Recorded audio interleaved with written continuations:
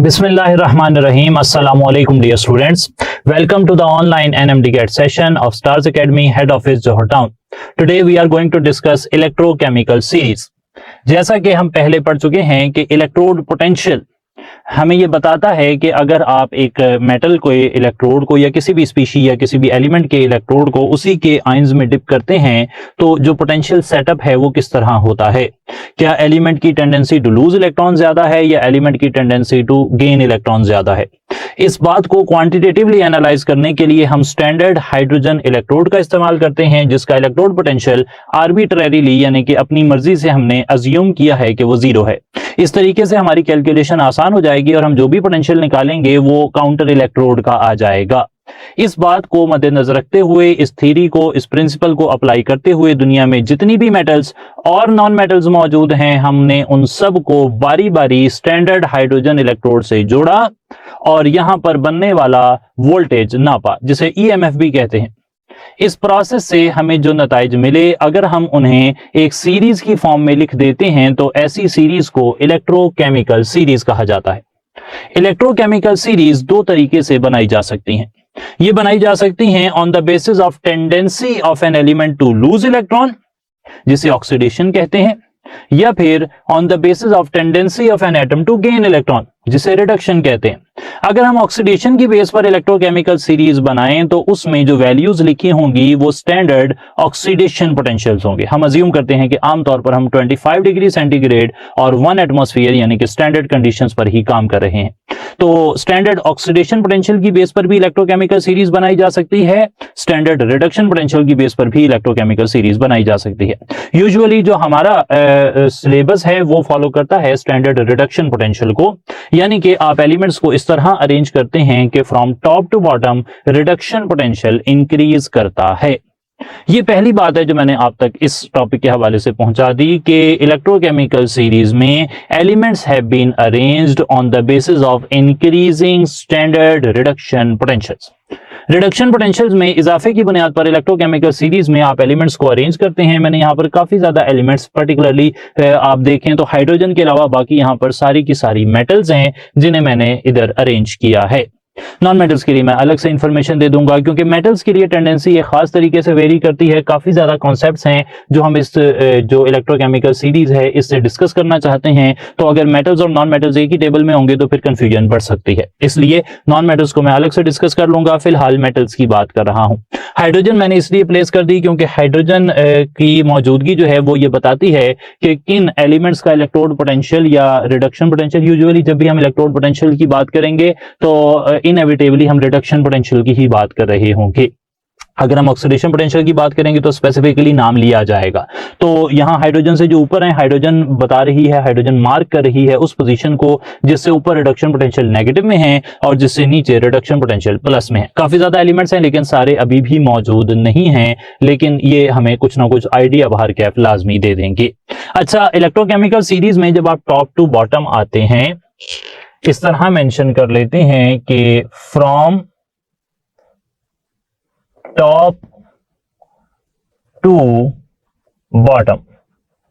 जब आप टॉप से बॉटम की तरफ जाते हैं तो आपको नजर आता है ये कि नंबर 1 रिडक्शन पोटेंशियल इंक्रीज करेगा, साथ साथ नोट करते जाएंगे इंशाल्लाह। ऑक्सीडेशन पोटेंशियल कम हो जाएगा। इस तरह भी कह सकता हूं मैं कि टेंडेंसी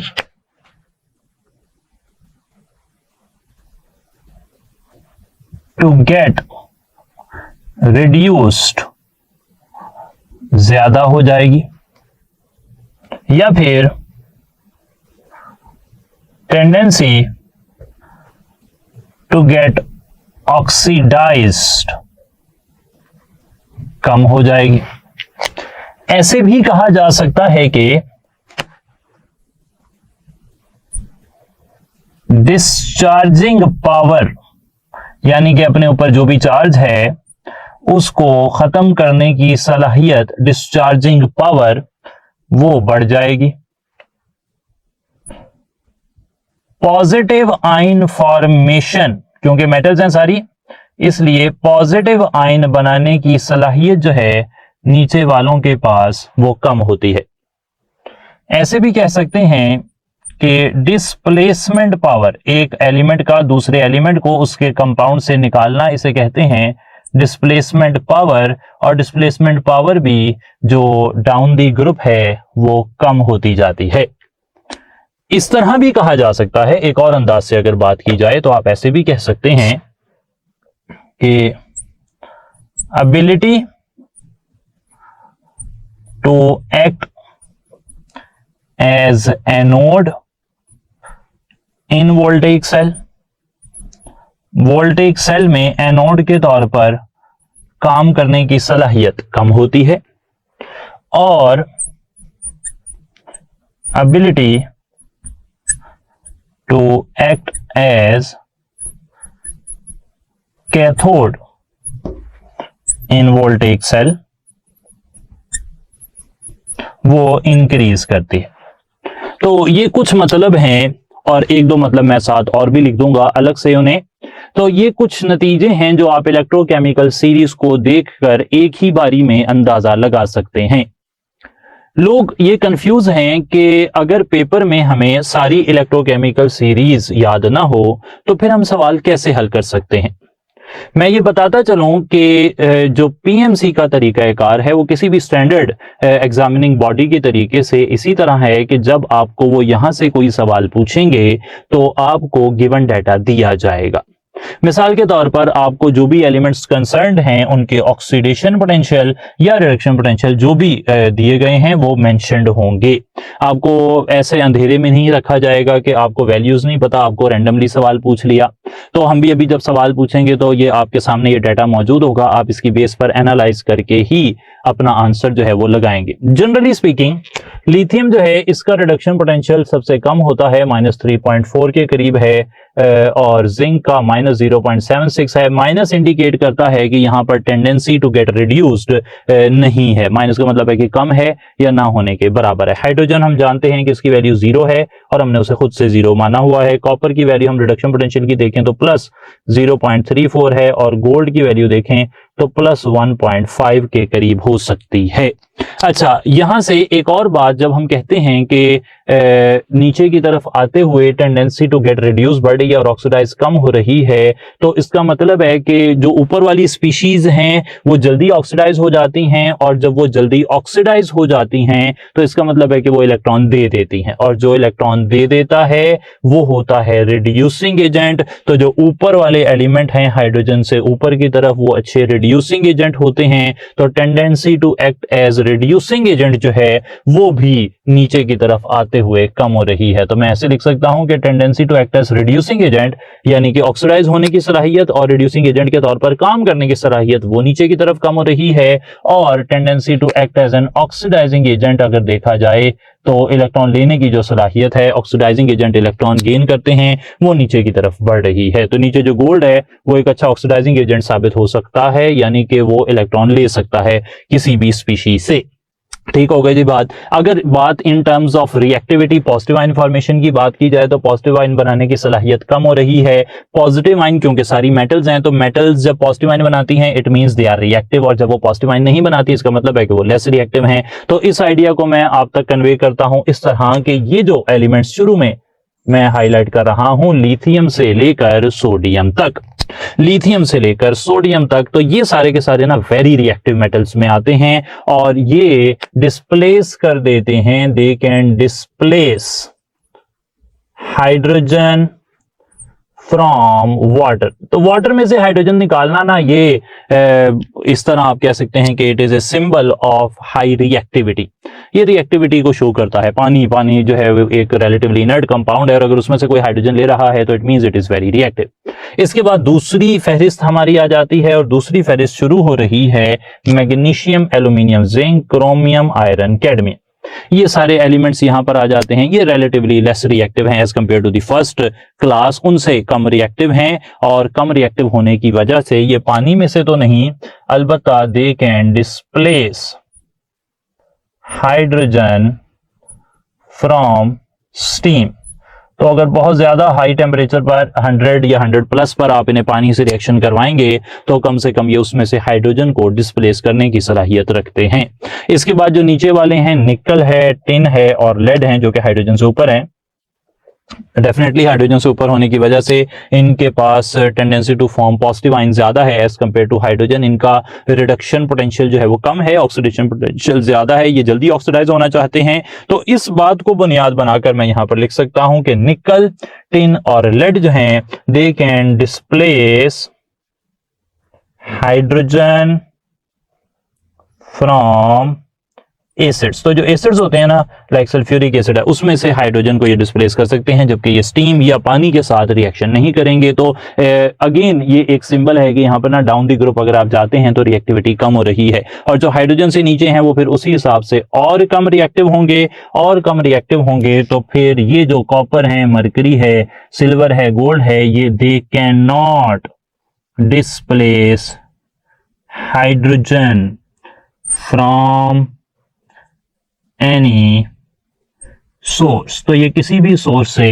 हाइड्रोजन को डिस्प्लेस करने की सलाहियत नहीं रखते हैं। ठीक हो गई थी बात। तो ये तो कंपैरिजन हो गया मेटल्स के हवाले से। मैंने कहा कि नॉन मेटल्स के हवाले से भी बात हमने करनी है और पर्टिकुलरली उन्हें अलग से डील करना है, क्योंकि उनकी जो टेंडेंसीज हैं दे आर समवट डिफरेंट। तो अब नॉन मेटल्स लिख लेते हैं।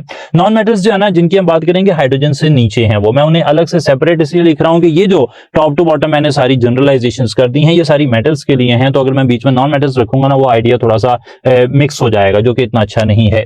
अच्छा, तो दूसरी तरफ नॉन मेटल्स हैं, और नॉन मेटल्स में है आयोडीन, ब्रोमीन, क्लोरीन और फ्लोरीन। ठीक है जी बात। अच्छा, ये बात आपको मैंने पहले ही बता दी कि ये सब हाइड्रोजन से नीचे है, हाइड्रोजन से ऊपर कोई नहीं है नॉन मेटल इन चारों में से। तो नीचे की तरफ अब जब आप आएंगे, नीचे की तरफ आते हैं, तो नीचे की तरफ जाते हुए यानी कि टॉप टू बॉटम, नीचे की तरफ आप आ रहे हैं, you are starting from iodine and going downwards, तो आपको नजर आता है कि यहां पे नंबर 1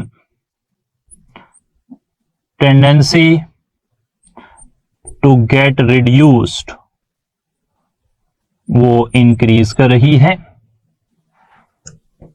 रिडक्शन पोटेंशियल इंक्रीज कर रहा है, नेगेटिव आयन फॉर्मेशन का चांस वो इंक्रीज कर रहा है, डिस्प्लेसमेंट पावर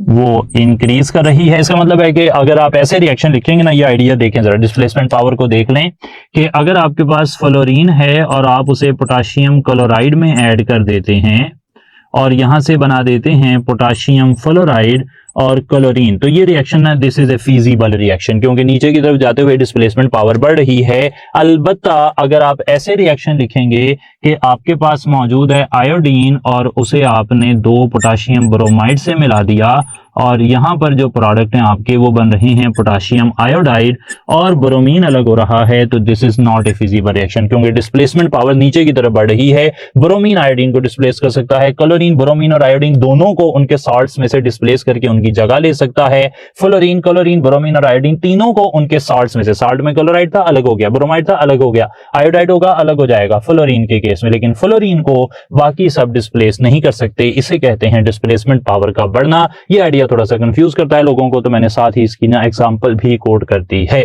ठीक हो गई थी बात। तो टेंडेंसी जो है टू रिएक्ट विद मेटल्स वो भी नीचे की तरफ इंक्रीज कर रही है। तो आप कहेंगे कि रिएक्टिविटी जो है ना, ये इंपॉर्टेंट है, रिएक्टिविटी भी नॉन मेटल्स की इंक्रीज करती है, जबकि जो मेटल्स हैं, 10वां पॉइंट अगर मैं बना लूं तो मेटल्स की जो रिएक्टिविटी है वो नीचे की तरफ जाते हुए कम होती है। मेटल्स की रिएक्टिविटी नीचे की तरफ जाते हुए कम होती है, जबकि नॉन मेटल्स की रिएक्टिविटी नीचे की तरफ जाते हुए बढ़ती जाती है। ठीक हो गई जी बात। तो ये सारा आइडिया आपके सामने मैंने लिख दिया।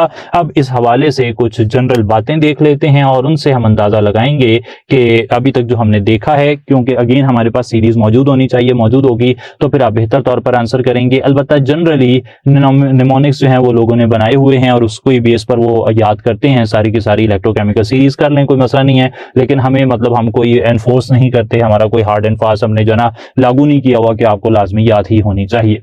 तो स्टार्ट करते हैं विद आवर फर्स्ट क्वेश्चन। और फर्स्ट क्वेश्चन हमारा ये है कि जिंक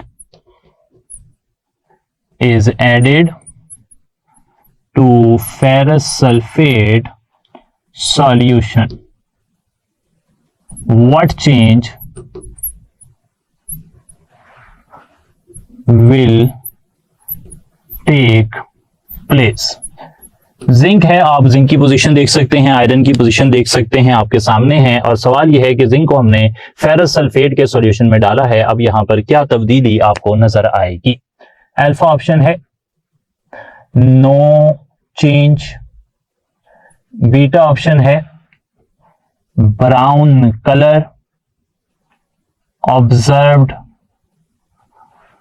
चार्ली ऑप्शन है zinc displaces iron, delta option है आयरन डिस्प्लेसेस जिंक। ओके, तो अब इसमें से क्या चेंज आपको लगता है कि हो सकता है। जिंक को आपने फेरस सल्फेट में डाला है, हमने ये बात की कि डाउन दी ग्रुप रिएक्टिविटी जो है वो मेटल्स की डिक्रीज कर रही होती है, यानी कि जो मेटल ऊपर होगी वो ज्यादा रिएक्टिव होगी और साथ साथ उसकी डिस्प्लेसमेंट पावर भी ज्यादा होगी, नीचे की तरफ डिस्प्लेसमेंट पावर कम हो रही है। जिंक आप इलेक्ट्रोकेमिकल सीरीज में देखें ऊपर है, आयरन नीचे है, जिंक की डिस्प्लेसमेंट पावर ज्यादा है, यानी कि जिंक कैन डिस्प्लेस आयरन और जिंक आयरन को डिस्प्लेस करके उसकी जगह ले लेगा। कलर चेंज ऐसा हमें कोई पता नहीं है कि यहां पर क्या होते हैं, अलबत्ता हमने ट्रांजिशन एलिमेंट्स के अंदर ये बात समझी होगी कि जिंक के जो कॉम्प्लेक्सेस हैं, जिंक के जो कंपाउंड्स होते हैं, दे आर कलरलेस, तो वहां से हम ब्राउन कलर को जो है वो नेगेट कर सकते हैं। अलबत्ता अगर आपके पास एक आंसर बड़ा स्ट्रेट फॉरवर्ड मौजूद है तो आपको बाकी की बात करने की जरूरत नहीं है। सेकंड क्वेश्चन देखते हैं। क्वेश्चन ये है कि which of the following is the easiest to oxidize। हमारे पास चार ऑप्शंस हैं, मैग्नीशियम, कैडमियम, लेड और सिल्वर, और पूछा यह जा रहा है कि इनमें से सबसे आसान किसे ऑक्सीडाइज करना है। आप जानते हैं कि आपके सामने जो इलेक्ट्रोकेमिकल सीरीज है उसमें मौजूद ऊपर वाले एलिमेंट्स, उनकी टेंडेंसी टू गेट ऑक्सीडाइज्ड ज्यादा है और टेंडेंसी टू गेट ऑक्सीडाइज्ड नीचे की तरफ आते हुए कम हो रही है। तो जाहिर बात है कि जो सबसे ऊपर पाया जाएगा उसकी टेंडेंसी टू गेट ऑक्सीडाइज सबसे ज्यादा होगी। और मेरे पास जो ऑप्शन मौजूद है उनमें मैग्नीशियम सबसे ऊपर की तरफ पाया जा रहा है, इसकी टेंडेंसी टू गेट ऑक्सीडाइज सबसे ज्यादा होगी। It will be the easiest to oxidize. ठीक हो गई थी बात। तो यहां पर मैं फिर से ये बताता चलूं कि हमने जो ऑप्शंस आपको दिए हैं, या तो ऐसे क्लियर कट ऑप्शन हमें पूछे जा सकते हैं जिसमें कोई अल्कली मैटर है फॉर एग्जांपल, जिसकी डेफिनेटली रिएक्टिविटी ज्यादा होती है, या फिर अगर ऐसा नहीं है तो फिर हमें वैल्यूज दी जाएंगी उनके रिडक्शन पोटेंशियल्स की। मैंने वैल्यूज की जगह यहां पर आपके सामने पूरी इलेक्ट्रोकेमिकल सीरीज ड्रा की हुई है ताकि आप यहां पर रिलेट करके आंसर निकाल लें। पेपर में हमें वैल्यूज दी जाएंगी और वहां से आप अंदाजा लगा लेंगे कि जिसका रिडक्शन पोटेंशियल कम है उसकी टेंडेंसी टू गेट ऑक्सीडाइज ज्यादा होगी।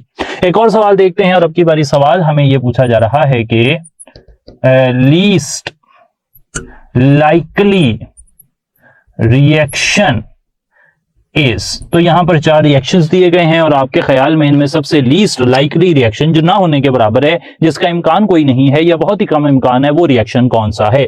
जैसा कि आप देख सकते हैं कि जो ऊपर वाले एलिमेंट्स हैं वो रिएक्टिव हैं, वो तो वाटर से भी रिएक्ट कर जाते हैं। जो थोड़े से नीचे आ जाते हैं इलेक्ट्रोकेमिकल सीरीज में, still they can react with steam, और जो उसके बाद आ रहे हैं हाइड्रोजन के जस्ट अबव, वो एसिड से रिएक्शन कर सकते हैं।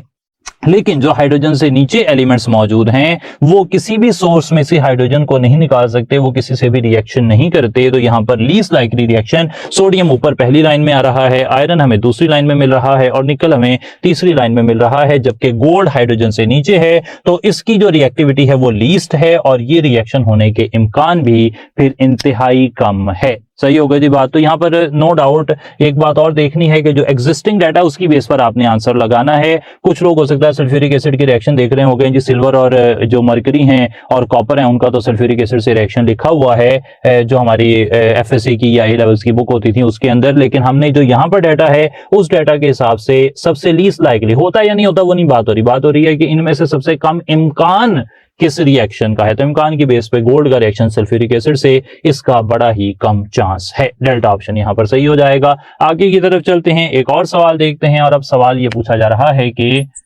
Which of the following can displace निकल फ्रॉम इट्स सॉल्यूशन। तो यहां पर कौन सा ऐसा है जो निकल को उसके सॉल्यूशन में से डिस्प्लेस कर सकता है। अच्छा, निकल को डिस्प्लेस कौन कर सकता है, हम देखते हैं यहां पर डिस्प्लेसमेंट का रूल। डिस्प्लेसमेंट पावर नीचे की तरफ कम होती है, यानी कि निकल से ऊपर जो भी होगा उसकी डिस्प्लेसमेंट पावर निकल से ज्यादा होगी। तो निकल से ज्यादा डिस्प्लेसमेंट पावर, हमारे पास चार ऑप्शन है, उनमें पहला है टिन, आप देखें निकल से नीचे है टिन, लेड भी नीचे है, मरकरी भी नीचे है, तो फिर एल्यूमिनियम बच गया। जी हाँ, एल्यूमिनियम ऊपर है। एल्यूमिनियम ऊपर होने की वजह से उसकी टेंडेंसी ज्यादा होगी डिस्प्लेस करने की निकल से, और फिर वो निकल को उसके सॉल्यूशन में से डिस्प्लेस करने में कामयाब हो जाएगी। ठीक हो गई जी बात। एक और सवाल अलग तरह से देखिए, मैं हर बारी ना एक डिफरेंट एंगल से आपको इंफॉर्मेशन जो है वो पहुंचा रहा हूं। बात आप देख सकते हैं कि काफी ज्यादा डाटा यहां मौजूद है, उसमें मुख्तलिफ तरीके से सवाल पूछे जा सकते हैं। तो उसमें से ही एक तरीके से, एक और तरीके से सवाल आपसे पूछा जा सकता है। और सवाल अब की बारी ये पूछा जा सकता है कि which of the following will act as anode when connected to any of the rest in voltaic cell। सवाल ये पूछा जा रहा है कि आपको चार ऑप्शंस दिए गए हैं, पोटाशियम, सोडियम, क्रोमियम और कॉपर। इनमें से कौन सा ऐसा ऑप्शन है जो बाकी सब के साथ अगर बारी बारी कनेक्ट करके वोल्टेइक सेल बनाए जाएं तो वो हर बारी एनोड का काम करेगा। क्या पोटाशियम बाकी तीनों में से हर एक के साथ एनोड का काम करेगा, या सोडियम, या क्रोमियम, या कॉपर? अब इस बारे में भी जानने के लिए हमें देखना पड़ेगा कि ability to act as anode in voltaic cell नीचे की तरफ कम होती है, जो एलिमेंट्स ऊपर की तरफ होंगे उनकी tendency to act as anode ज्यादा है, और जो नीचे की तरफ हैं उनकी tendency to act as anode कम है। तो सबसे ऊपर हमें नजर आ रहा है पोटाशियम, इसलिए उसकी tendency to act as anode बाकी सबसे ज्यादा है, और इस तरह फिर वो हमेशा इन सब के साथ अगर बारी बारी कनेक्ट किया जाए हमेशा ही एनोड का काम करेगा। ठीक हो गई जी बात। नेक्स्ट क्वेश्चन देखते हैं, और इस क्वेश्चन के लिए हम फिर एक फॉर्मूला भी अभी लिख लेते हैं। और सवाल यह है, यहां पूछा जा रहा आपसे कि कैडमियम आयंस हैं, अगर वो 2 इलेक्ट्रॉन ले लेते हैं यानी कि उनकी रिडक्शन हो जाती है तो कैडमियम बन जाता है, और यहां पर हमें वैल्यू मिलती है -0.403। इसी तरीके से हाइड्रोजन आयन अगर 2 इलेक्ट्रॉन ले लेते हैं और हाइड्रोजन बना देते हैं H2, तो यहां पर वोल्टेज होता है 0.00। सवाल यह है कि EMF of this cell is, अगर कैडमियम और हाइड्रोजन आयन को, कैडमियम और हाइड्रोजन को 2 इलेक्ट्रोड बनाकर एक वोल्टेइक सेल बनाया जाए तो उसकी EMF क्या आएगी? ठीक हो गई जी बात। EMF हमें पूछी जा रही है, एक इलेक्ट्रोड पोटेंशियल ये है, एक इलेक्ट्रोड पोटेंशियल ये है। आप देख सकते हैं कि यहां पर कैडमियम का रिडक्शन पोटेंशियल माइनस में है। एक फार्मूला आप नोट कर लें, अच्छे तरीके से आपके जहन में रहना चाहिए, वो ये है कि आपको अगर कभी भी EMF पूछी जाएगी, स्टैंडर्ड EMF E0 कह लेते हैं, तो आपने जो रिडक्शन पोटेंशियल है वो लिख देना है, और प्लस आपने उसमें माइनस ऑक्सीडेशन पोटेंशियल कर देना है। ऑक्सीडेशन पोटेंशियल जो है उसका माइनस के साथ करके दोनों को ऐड कर देना है और जवाब आ जाएगा। ठीक हो गई जी बात। अच्छा, अगर मैं यहां पर देखता हूं कि 2 वैल्यूज हैं मेरे पास, एक तो है हाइड्रोजन की वो 0 है, कैडमियम की वैल्यू माइनस में है। अच्छा, जो वैल्यू माइनस में है ना उसका आपने साइन रिवर्स कर देना है हमेशा। यहां पर मैंने जनरली लिख दिया है कि जो ऑक्सीडेशन पोटेंशियल है अगर वो माइनस में होगा तो आप उसका साइन चेंज कर देंगे। इसी तरीके से अगर कैडमियम का रिडक्शन पोटेंशियल यहां माइनस में है, आपको जो भी वैल्यू माइनस में मिलेगी आप उसे माइनस कर देंगे, यानी कि उसके साथ नेगेटिव साइन लगाकर उसे प्लस में लेकर आएंगे। मसलन यहां पर अगर कैडमियम का रिडक्शन पोटेंशियल माइनस में है तो फिर माइनस वाला रिएक्शन फिजिबल नहीं होता, डेफिनेटली फिर उसकी ऑक्सीडेशन हुई होगी। और अगर आप उसका ऑक्सीडेशन पोटेंशियल निकालना चाहते हैं तो ऑक्सीडेशन पोटेंशियल बराबर होगा रिडक्शन पोटेंशियल में जो भी वैल्यू है उसको माइनस से मल्टीप्लाई कर दें तो ऑक्सीडेशन पोटेंशियल आ जाएगा, यानी कि यहां पर कैडमियम का ऑक्सीडेशन पोटेंशियल आ जाएगा, कैडमियम का ऑक्सीडेशन पोटेंशियल आ जाएगा प्लस 0.403 वोल्ट्स। सही हो गई थी बात।